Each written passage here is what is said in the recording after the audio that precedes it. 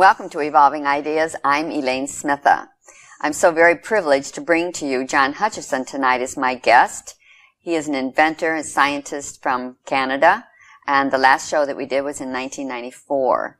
And he is a legend in his own time, having developed an extraordinary phenomena that is called the Hutchison Effect, named after him. And now 2 scientists have been able to replicate his work, so that puts it into a whole other league. Join me in welcoming John Hutchison.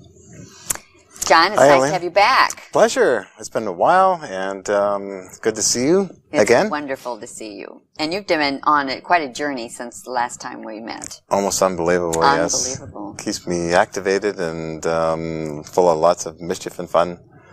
Well, you fit right in. You're kind of impish there. Oh, I am? Mm-hmm. Yeah, you are. You're a great big giant elf is what you are. Yeah, you could say that. I have read Lord of the Rings and Hobbits and that, and I kind of believe in it. But no, I've been a lot of good adventures and fun, a lot of exploration. Well, for our viewers, we have a whole new audience for this show, and they don't really know anything about John Hutchison. Mm-hmm. So can you very briefly tell the audience who you are? My name is John Hutchison. Yeah, we know that. Okay. Well, I delved into Tesla's research for many years and made some major discoveries in Vancouver, Canada on levitation and molecular arrangements of metals of all types and configurations, which captured the scientific community in the early 80s. And they basically spiraled me up, pushing kind of behind me, saying, keep going, John, you're doing well. Until I got involved in the old Ronald Reagan Star Wars program in about 83. Mm-hmm. And thought this is rather an interesting adventure, except I don't get anything back from these people except money. Oh, that's a lot of people, that's all they want. Well, I want some results and videos returned to me. And they haven't returned them? Have they returned them to you yet? No, not yet. There's an ongoing FOIA thing going on in England and Scotland to try and retrieve these videos. Nevertheless, they classified it, but Lieutenant Colonel John Alexander then brought in a friend, Jack Houck of McDonnell Douglas. Oh, yes, my friend Jack Houck. Yeah. Yes, he's been a guest on the show. So this one was not classified. Mm-hmm. And then after that, the Canadian government got involved, and Fort Worth, Texas got involved, taking videos and that, and unfortunately it was all classified. And I pulled away from this military kind of involvement because I really didn't like it and I couldn't do TV shows. So. Oh, that's probably true. Didn't the Canadian government confiscate your equipment at one point? Oh, they took half of all the test machinery, all the machine tools, and returned to me all the test equipment. And they tried to keep it a big secret, but the Vancouver Sun found out about this, our main newspaper and news media. And it was a hermit under the bridge who said, what's going on here? Informed the Vancouver Sun, and then the headlines were, Ministry secretly builds PCB site in Surrey, British Columbia. So, returning from Europe, this all happened while you were gone. Oh, this all happened when I was gone. I got the newspaper clippings from other journalists in Germany. Such an invasion. Oh, they're just a truly powerful invasion. This is on the highest levels with not only members of Parliament, but also the Prime Minister's office was involved in this stuff, and the Minister of Defense. And yet, through all this, never any of the return of the videos, even from these characters in the Defense Department. No wonder you don't want to have anything to do with them anymore. No, I want to cross the line and go south. I don't want anything to do with any governments. Mm-hmm. I don't harbor negative energy, and I do get along with some government people in the U.S. and maybe one in Canada. But I put out good energy, and they give me back good energy, and they try to help me and try to even locate my files and that, putting themselves out on risk. Wow. In risk, and this is all documented on letterheads and that.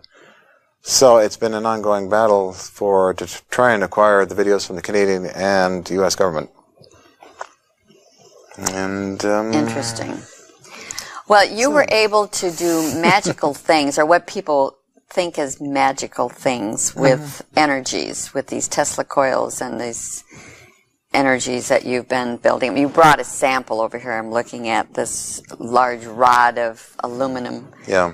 And you, through the energies, it literally pulled it apart.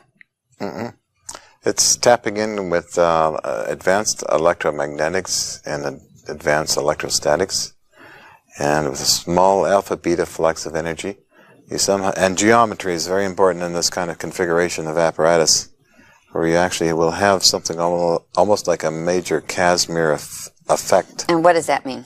Well, Casimir effect is, when we stop and think of the Casimir effect, it's two metal plates that are charged.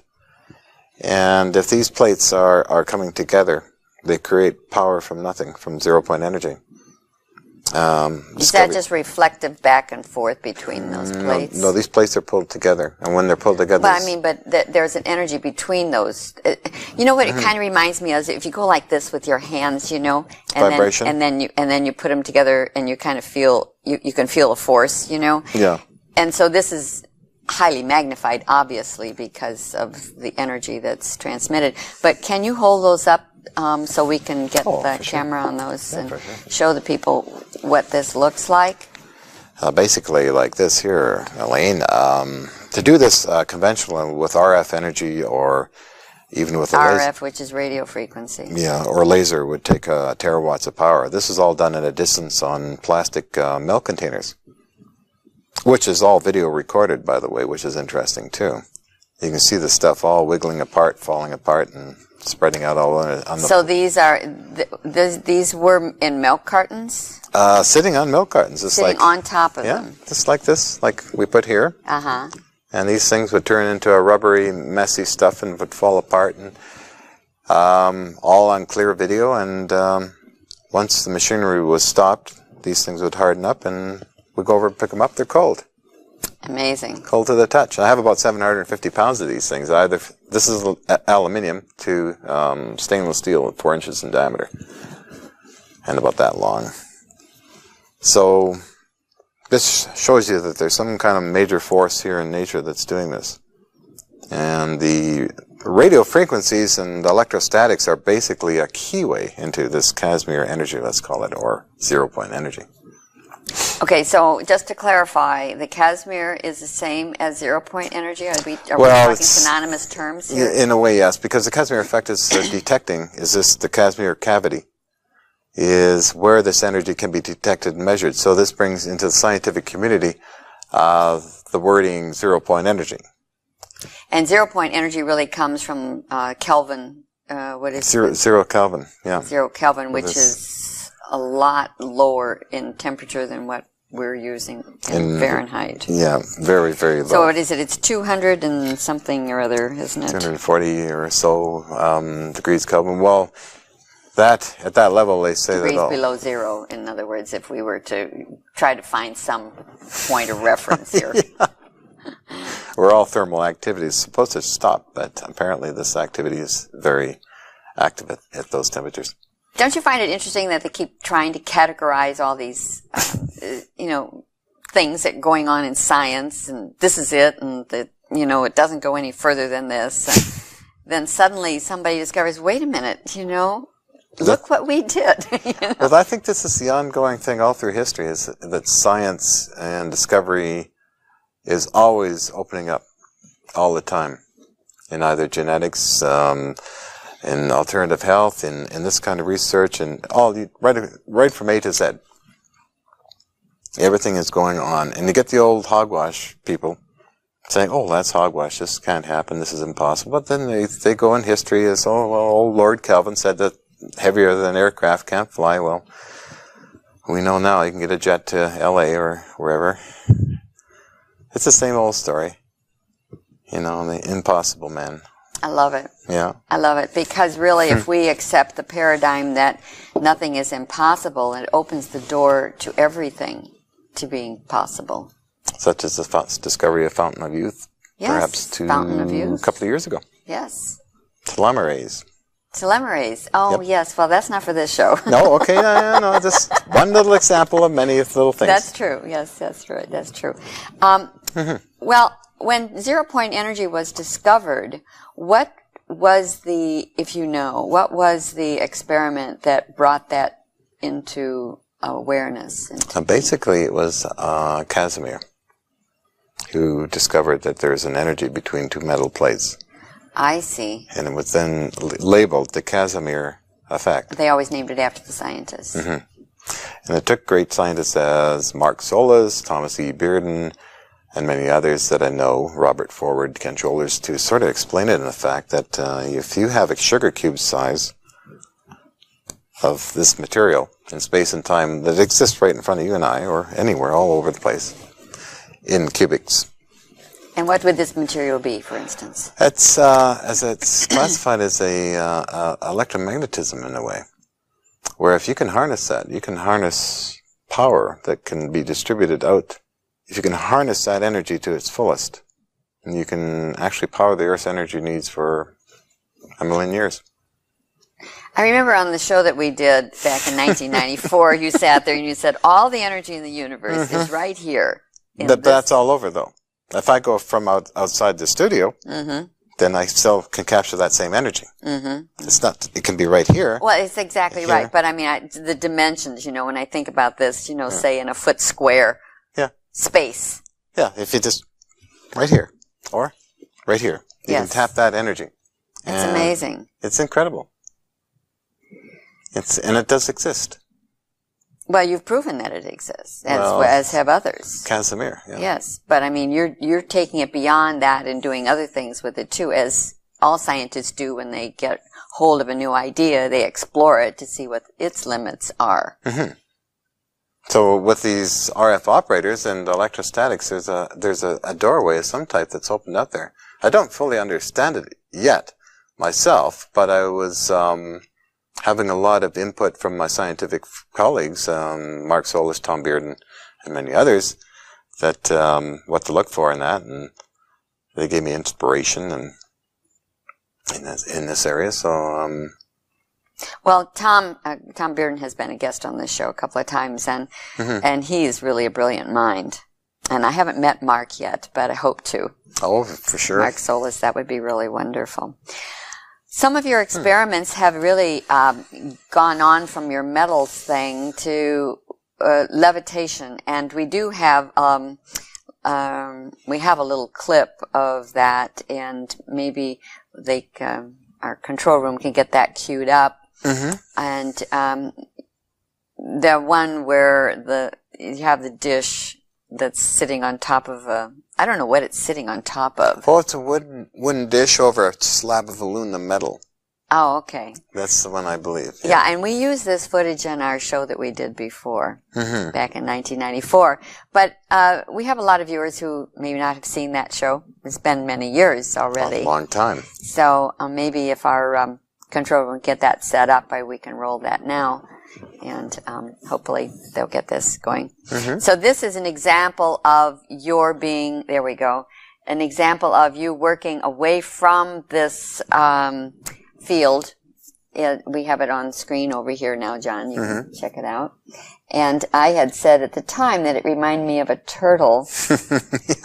And also then I thought it kind of reminded me of some soldier in a dugout, you know, kind of peering out. Some of these effects are so funny. Actually, some of the effects are so funny. Some of them are quite hilarious. I mean, it does look like a little guy in the... It does. It almost looks like that little visor, you know, and he's looking out and taking a picture or something. Yeah. That's wooden aluminium. They seem to be attracted to one another. Oh, golly. And that's 1988 time period, I believe. 1988. Now, you were really using, this was Tesla energy, Tesla coils that you were doing this with. Is that correct? Mostly Tesla coils. And you were doing it away, so this is energy that's being transmitted across distance. Great distance, yes. And at one time they thought that you might be doing this psychokinetically. Yeah, really? Yes, that's what Jack Hout said. I know what they say. It's not telekinetics in a way. I would think that the mind has a very sense to machines, yes. An empathic response to machinery and how to properly operate machinery. As with radio or ham radio operators or fine machine toolists or artists. that can work with metals and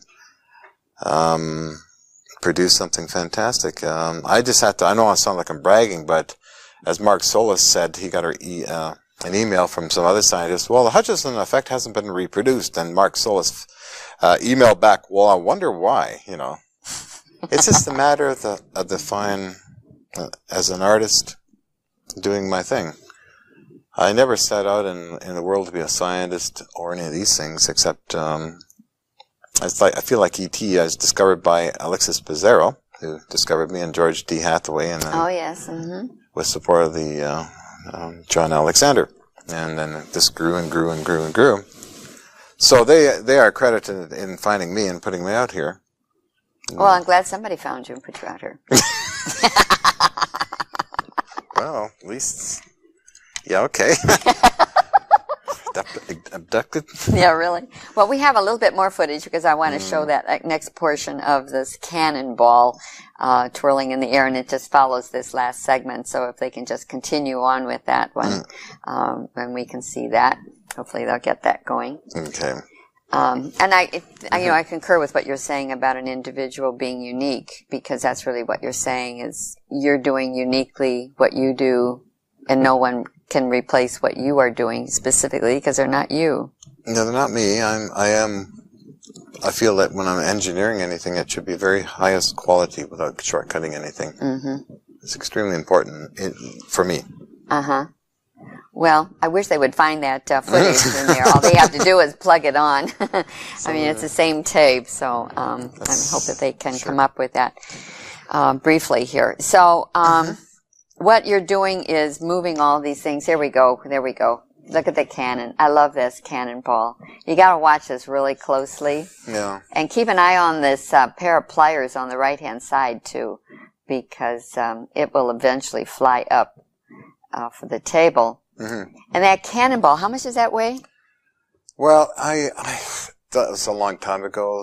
About maybe 13 pounds? Or no, that was a 50-pounder. Oh, 50 pounds. 50 or 75-pounder. Oh, my gosh. This is something that was there I put on the table. And I had to use extra supporting with those buckets under there to keep it from collapsing. So, oh, my gosh. But it's odd that it's just held there without it rolling off the table. And it is. Plus, it looks like it's almost being rotated by hands. Yeah. You know, when it starts spinning around. Like a ghost hand or something. See, there went the pliers. Yeah. Yeah, a lot of people like that particular part there about the cannonball for some reason. Well, it starts turning. There it goes. But it's got the interesting movements. That's very jerky. That makes it look like it's extremely light in a way. Yeah, it does. Because of the inertial movements. Like inertia is weight and energy, and this thing seems to be just totally weightless and can just bob around. Wow. That's so interesting. I mean, this is amazing that you're able to do this with energy from a distance.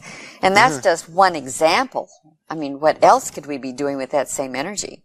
Oh, actually quite a bit. I turned down a job at a nuclear facility in London was last year, because it has the aspects of perhaps destroying nuclear waste.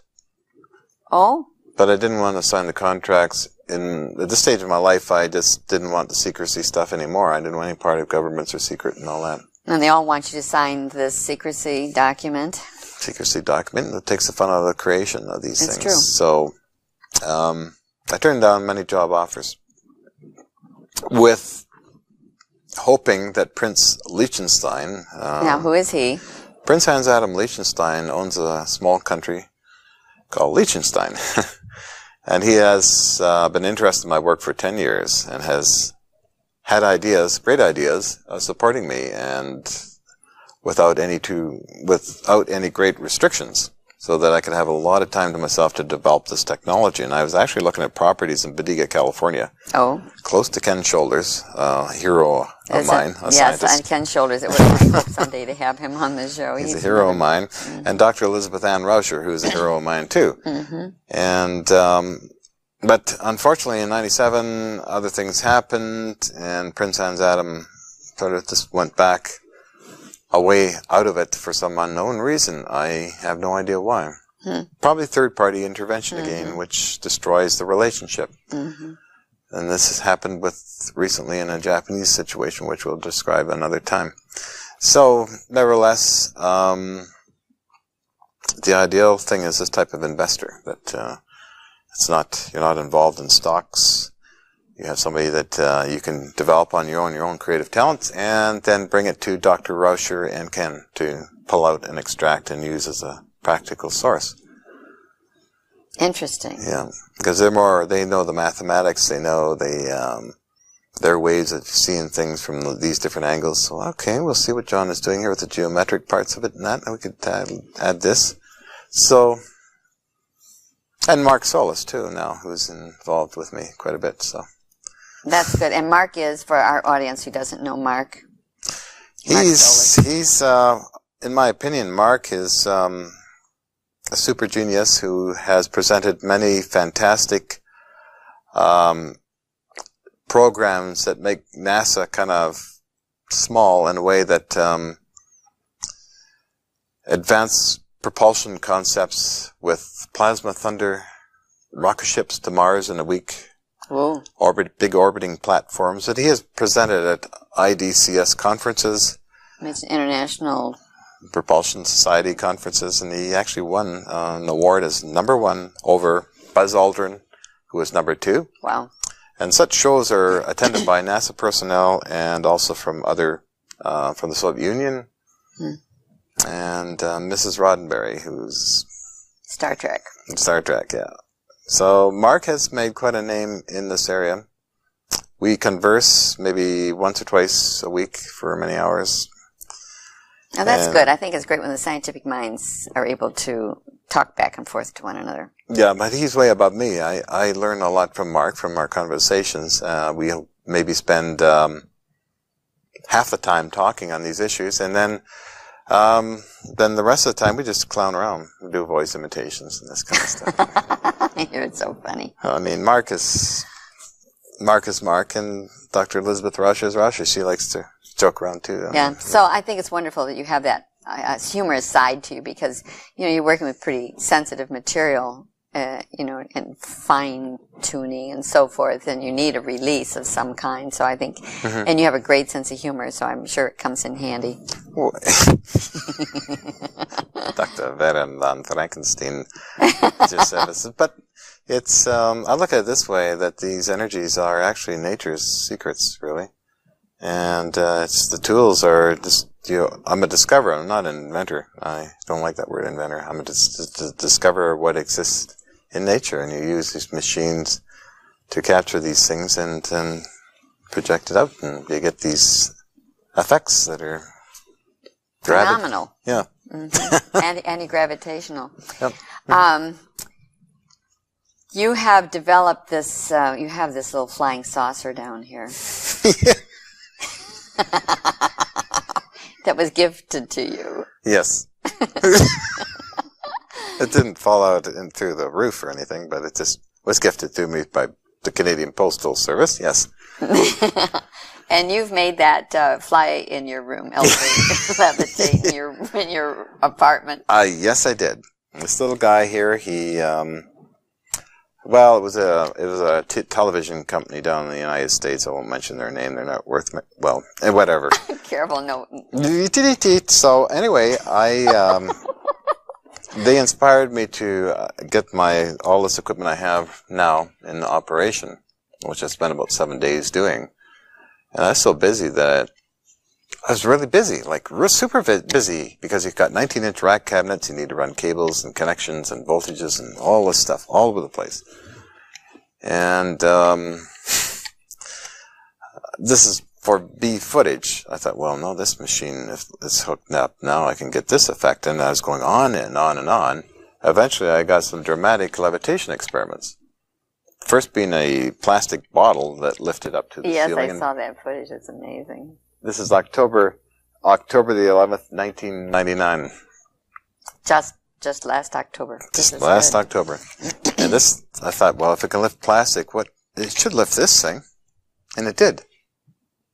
It just flew it up to the ceiling. Flew it up to the ceiling and it fell down. Then what I did was I turned the thing on so that Well, being on the carpet, it didn't move around. It's sort of like that. Yeah. And I waited a while, and then it lifted up very, very slowly. Interesting. And it stayed up on the ceiling going around like this. Really? It didn't come down. Like normally the object will fall down and hit the floor, but this thing kept going around and around, and I was trying to operate this camera, being a very poor camera person. I caught this thing going up, and I caught it then going around like this on the ceiling. That is wild. I knew I was also operating a high voltage servo motors to increase direct current above it, which helped it actually to go up. It's sort of cheating on the Hutchison effect, but I thought if I added more high tension stuff above it, it might draw that energy down or underneath it to get it going up in the air. So I was operating all this stuff and trying to operate the camera, and this guy was up there. And I believe after this demonstration, was it this demonstration? Yeah. That I walked over to pick it up, and then I noticed I was carrying the video camera with me, to video the thing on the floor. I walked over, and then I looked out the window and saw some people making some kind of a bit of a ruckus there. And let's just hold it right there. We've got okay. to take a little break. We'll come back and finish the story. Okay, for sure. Okay. Stay tuned to this show, the Elaine Smitha Show, Evolving Ideas, and we'll be right back with more from John Hutchison. Welcome back. I'm Elaine Smitha, and you're at the Elaine Smitha Show, Evolving Ideas, and we're having a discussion with John Hutchison, inventor scientist from Vancouver, BC in Canada. And he's just been telling us a fascinating story about a levitation experiment that he was doing that eventually summoned attention of the neighbors, and that's where we're going to pick up the story. So what happened now, John? Well, after examining this little UFO, carrying my video cam over and putting it back down, I noticed people across the street in a window looking directly over at my balcony, which is like an antenna farm in the first place. You have a lot of antennas out there. With Navy ship antennas. Whoa. And then I'm thinking maybe I disturbed them, because this is a Canadian holiday. Nobody was above me or below me or to my sides. And luckily I have a thick concrete wall as I use a main grounding thing. So anyway, these people were making sort of obscene gestures, were on the telephone, and I felt that and pointing over at your place. Yeah, and then the next thing I heard was sirens. You said, uh-oh. Yeah, I said, oh no. Yeah, this is not good. So there was a red fire truck going past, and then I got part of that. It's a bit blurry, but then the police came. And I shut everything down, of course, and I listened for this New Westminster Police Department. I'm just sitting there like... I'm hard of hearing. I can't hear a thing, right? I'm just sitting there. Just totally ignoring them. Yeah, sure. New Westminster Police Department. Anybody home? And then you heard some mumbling and grumbling. I guess they said, well, they didn't think anybody was home, and then they left. And I thought to myself, not answering the door, that anybody across the street saying that they saw this floating around or some other weird things happening. Can you imagine their expression, what they thought when they saw this thing flying around? I mean, we would all probably say, what is going on over there? Unless it's been known that these fields go right through over to other buildings and rattle their dishes and things like that. Oh, really? In the old days, yeah. Pretty powerful stuff. So I just ignored them and waited an hour and took my break, and then continued on with what you were doing. Yeah. Mm-hmm. And I was going to LA at this time, and a major TV company wanted to come up at the same time, and I said, well, I'll just give all this B footage. And that was the inspirational thing. So I then finished all the experiments, powered everything down, neatly put all the cables away, vacuumed everything, made sure everything was nice and quiet, packed my bags, and was ready for LA. And went down there and went up to Yin and That's said, your lady friend. Yeah. I said, Yin, do you want film rights to this stuff? And she just brushed it off. Then we went to see these people, and then they never aired it because Yin just cut it off. She didn't want to have the stuff. Yeah. So So in a way, if this is aired on your TV show, it's going to be the first of the new stuff after all these years. That would be wonderful. Well, we will get it up. I'm going to have to. It's fairly clear too. Nice. Yeah. And some of it's quite exotically weird. Mm-hmm. Yeah. Yeah, it is weird. It's I think it's exciting. I think it can be explained by the magnetron pulsations that I was hand operating it. Okay, Switching. this is a good thing to bring up now. Let's talk about the magnetron, because some people don't know what a magnetron is. Well, take your microwave oven. That's your magnetron. Basically, it's a magnetron or a microwave oven. It's just that the frequency is so high it heats things up very rapidly. And it's fairly low power, a magnetron oven. But these magnetrons are off a warship, a 400-foot warship. And they're about like that, huge things. And they're maybe about 100 times stronger than your microwave. Mm. But I have behind this main, you call the main radar, a magnetron power supply where I can use household mains to operate this thing. Now that means 110 volts. 110 volts. 60 and watts. I can tune the grid current. I can tune plate current, pulse width, all the fine tuners and that to a magnetron, so which I was doing. And although got the rep rates and pulse rates okay, I had to manually turn the thing, actually reversing the polarities on the magnets that go to the magnetron itself. Mm-hmm. So there was an eddy, almost like an eddy skin effect on some of these pieces. Yes, they jump around to the switching, timing of the switching.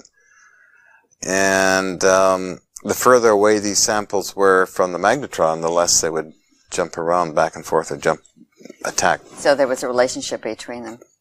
Oh, yeah, very interesting. In distance.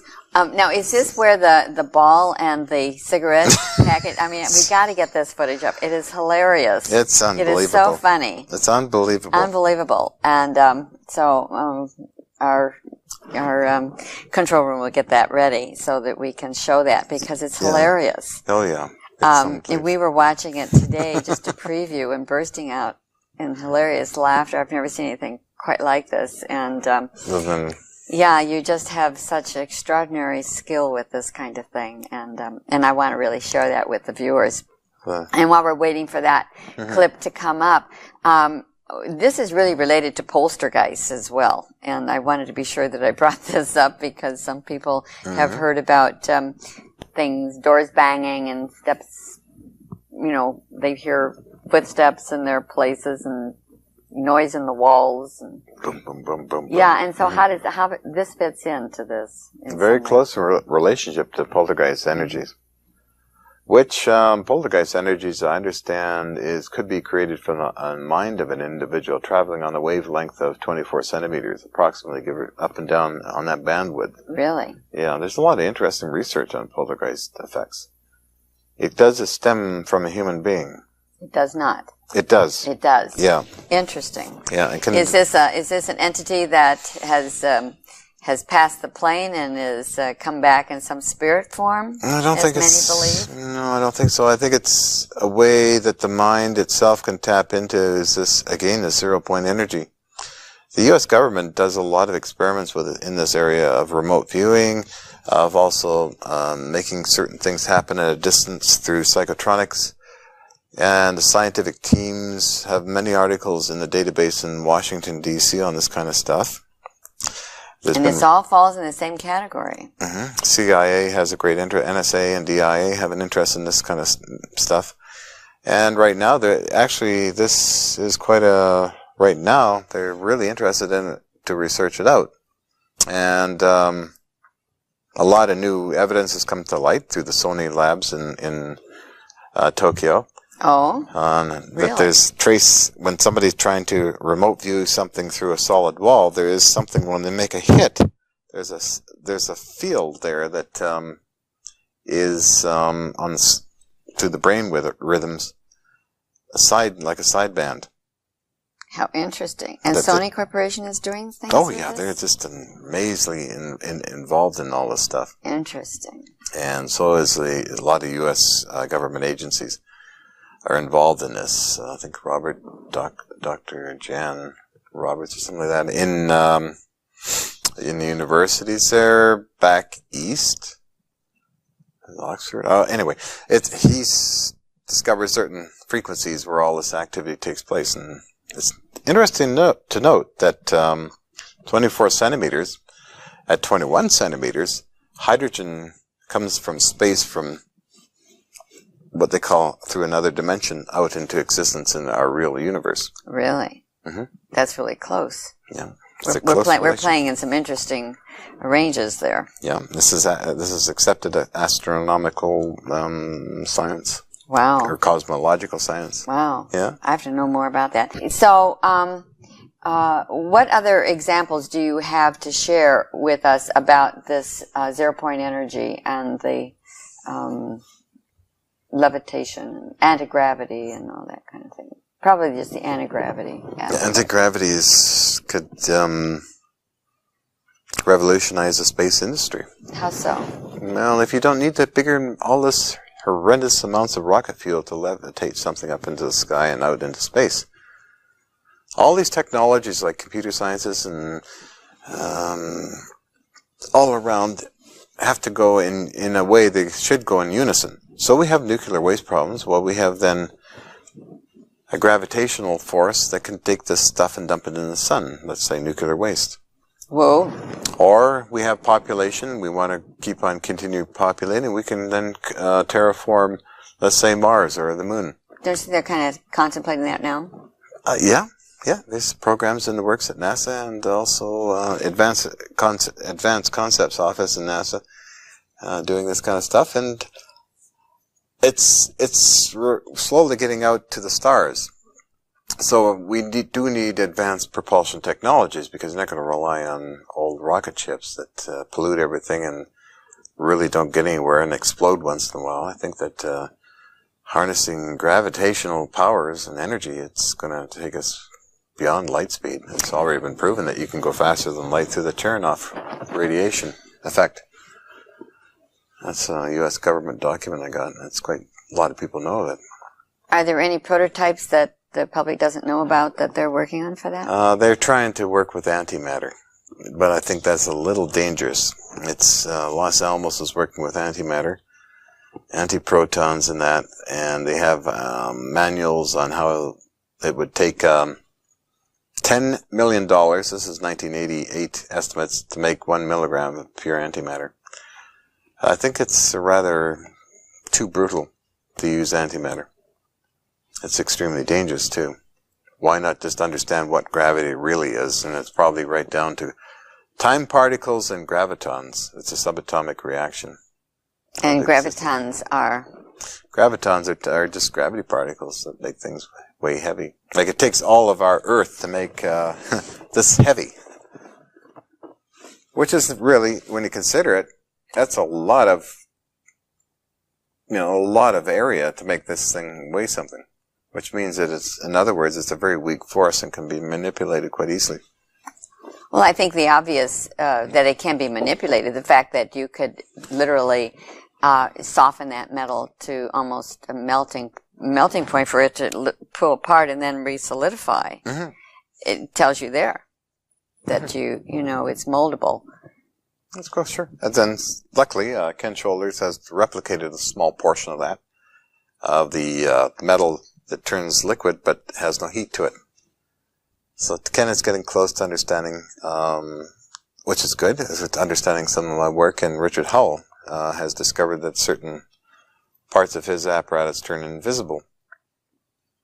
You can see them, much like the Canadian government's analysis of the Super 8 film shows that certain frames of samples are they call it semi-transparency. You can see right through the samples and see what's underneath them. Really? Yeah. This is on Super 8, not video. Wow. Which is good scientific stuff to use Super 8 on such experiments. Interesting. You and I were having a little conversation about magnets, because we were talking magnetrons. Mm-hmm. And there are people who are using magnets for healing, and you had made a comment about that. Mm-hmm. Could you reiterate that? Well, yes. I think that magnetics for healing is quite a very beneficial thing, because the body's nucleic acids are slightly magnetic.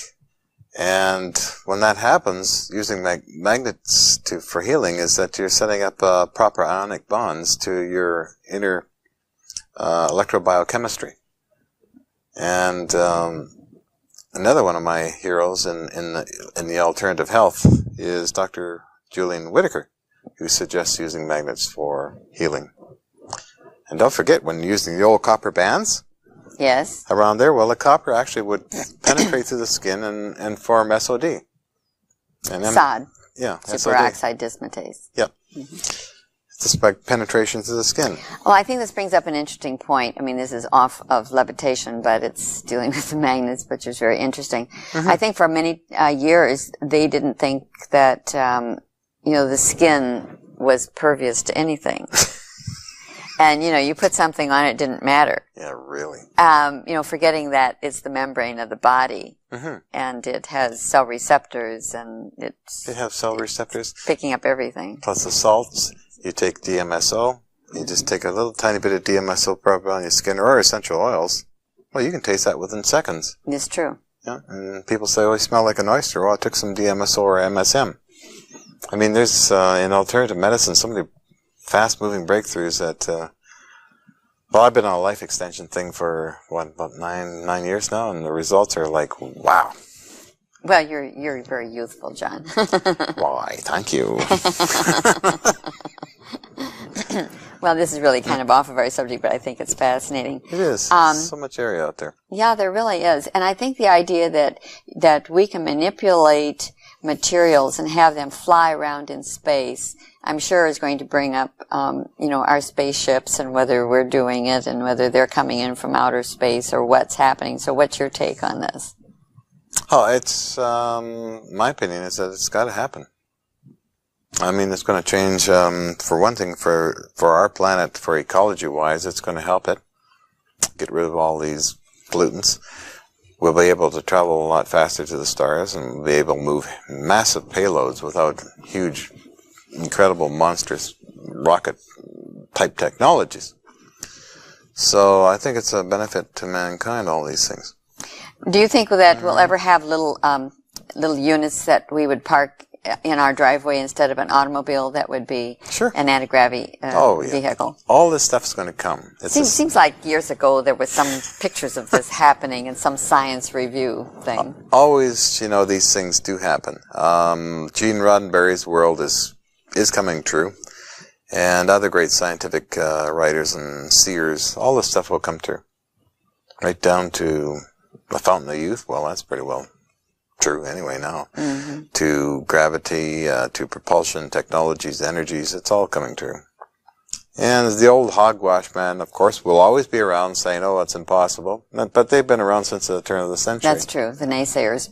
Yep. Well, the government has been very much involved in these spaceships, even though they deny it. Mm-hmm. And we know out of Area 51 that there's things that are going on there. Oh, lots of good stuff and bad. Mm-hmm. I had a friend from Jane's Aviation Weekly come see me, and then after he came to see me in '98, he went to do a 2-hour TV show on Area 51 and found that he called it the Widow's Driveway or the Widow's Road, where a lot of people that worked at Area 51 got radiation sickness. Ah. Yep. And they could not talk about what they were doing or why they were sick. They would see the doctors. The doctors couldn't do anything for them. And then they passed away from the radiation sicknesses. They couldn't talk about why they were irradiated. So Nick did all of this research, put it on a famous network for 2 hours. And I'll be seeing Nick this coming spring again, and we're going to talk about certain aspects. So Area 51 and the government guys, they're just getting a little bit, they should have informative programs on what they're doing, because, a lot of people are interested. The more they keep quiet, the more there's going to be they want to just climb over the fence and see what the heck's going on here. These people have got to open up a little more and say, oh, of course, there are excuses. In that matter of national security, you can't do this because then the bad people will find out and all this. But I think that they have to be a little more open to the public on what they're really doing. Are there other governments, do you think, who are working on this? Oh, yeah, sure. even our Canadian government, all small as it may be, they have their own Star Wars strategic weapons system. Really? In Ottawa, sure. I can even name the guys involved in that, and I got letters from them right in these books here. Yep. Oh yeah, they know. So there's a lot of scientific stuff that's going on that they don't want the public to know about. Oh sure. I mean, HARP project, for instance. The HARP project, sure. The HARP project, propulsion projects. The biggest thing going now is genetics. The U.S. government's solicitation handbook, SBIR program that any large company knows about, that they get a hold of. Third of that book is on biochemistry. Really? Yeah. In the Ronald Reagan Star Wars program, it was just basically no biomedics in there. Now, that was in the 80s. Now in the 90s, the late 90s, 1/3 is dedicated to bio. So what are they going to do? What's the government's intention? They're afraid of something. They're afraid of. They want answers to the problems of pollution, to anthrax, to different threats of other countries dumping some kind of horrendous virological weapon. They're looking to people for antidotes. They're not to prevent. They seem to be putting up a wall of prevention in this biomedics and genetic engineering. Is that what the contrails are about? I videotaped those when I was in LA with my video cam as I went down there, carrying my video cam, all around LA, and I seen these things going across there. I videotaped them. Yeah. How weird this is. And these things would spread out and spread out and spread out until they cover all over the Sherman Oaks area where I was videotaping. So I'm thinking, something really, this is crazy. Like, you're blotting out the sun. I mean, here you have a huge population in California. Like, why aren't they up in arms? So my curiosity gets going really high, and I come back to Canada and phone Environment Canada and said, well, what is this, all these tracks running all over the sky for? Well, this is because it's, what happens when the aircraft, blah, blah, blah, blah, blah, blah, blah, it's ice crystals. And I'm thinking, yeah, really? Like, can a tiny little airplane make that much, like, miles-wide ice crystals? I'm thinking, like, what kind of story am I getting told here now? Why, it's blotting out its sun. That's an environmental problem. And it totally wipes the sun right off. So they're creating the problems in many cases. Mm-hmm. Do you think that's to forward an agenda? I often wonder. I hear so many things happening out there that they want to control the population. They want to take the population's right to bear and own arms away from them. They want to take the population's right to own vitamins and minerals away from them, which they already took away in Europe and Australia. Australia is pretty well done in. No, you can't own surplus electronics. You can't own vitamins. You can't own firearms. You can't own anything except just terrible stuff. That's what I'm told by my Australian contacts and what I read in the newspapers. So, unfortunately, the governments are trying to control the citizenry. Oh, well, yeah, some kid shot a school up. Well, they don't tell the truth. They don't say, well, the kid was on Prozac. Prozac makes certain individuals extremely violent. They don't know what they're doing.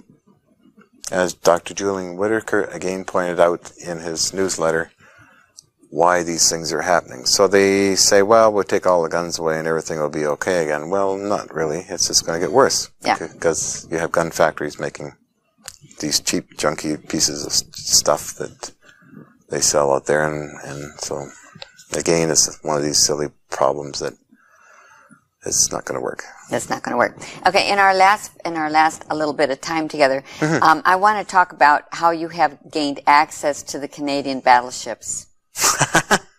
Because that's a great story. The Canadian battleships. Oh, that's so cute. Well, some scrap dealer told me that, do you ever heard of the Artificial Reef Society, John? I said, no, I don't think so. Well, okay.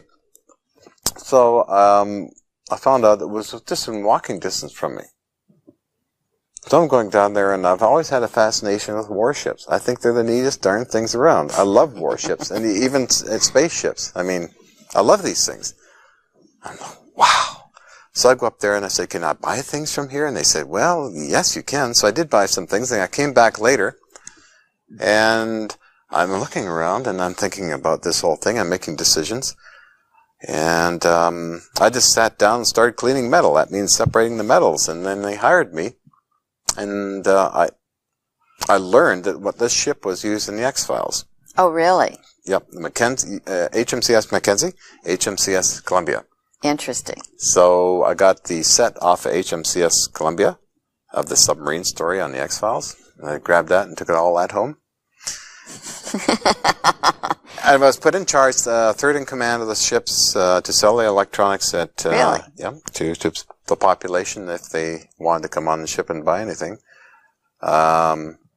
Also, my responsibility was to make sure the 2 cannon rooms were cleaned out, and the cannons were all cleaned and taken apart, and all the metals used for salvage. And in the other very unusual kind of situation, I would tackle these problems. So I acquired antennas and countermeasures equipment and all kinds of radar equipment, sonar.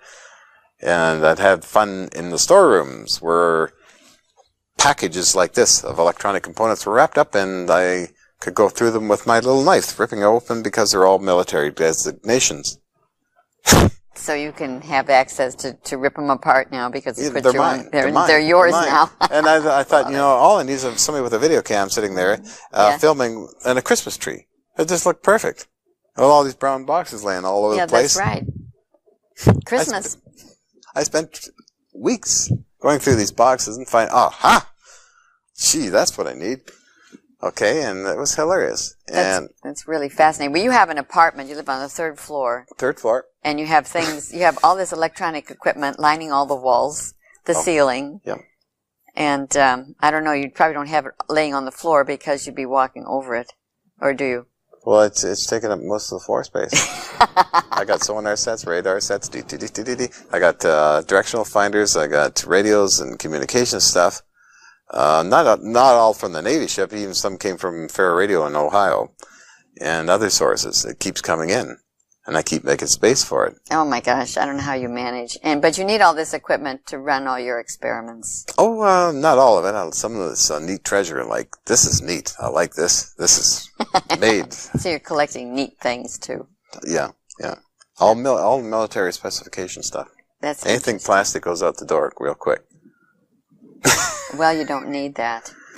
Wow, this is really fascinating. Well, I think it's wonderful. That's a great way to get a laboratory going because you didn't really have to invest a lot of money into it. And you have everything you need to run your experiments on anti-gravity and levitation. Well, I got this accomplishes through a lot of energy and work for 10 years because nobody helped me on this. And I let one of my colleagues know that I did this, George Hathaway. And he sends me a fax back saying, can I be of help? Did Dr. Franklin Mead contact me? And all these things, I got the fax in here. The famous books. And I just sent back George Hathaway. I said, George, I don't want any part of the 1980s ever again. Remember the story about the little red hen? Yes, the little red hen. Yeah, that's right. The little red hen. So then that ended that. This is a self-funded project. And I have no interest in any funds or investors or listening to their claptrap and all that stuff. Yeah, so. You just didn't want to owe your allegiance to anybody. No way. John, we have come to the end of our show. Okay. And I want to thank you so much. We've just been talking nonstop and having a really good time. So I want to thank you so much for sharing your knowledge with my viewers. Oh, I really appreciate being here again. And we're going to do another one together, I'm sure. Okay, for sure. Yeah, for sure. And to my viewers, I'd love to have you join me next time when we explore another avenue of our universe and our relationship to it. I'm Elaine Smitha.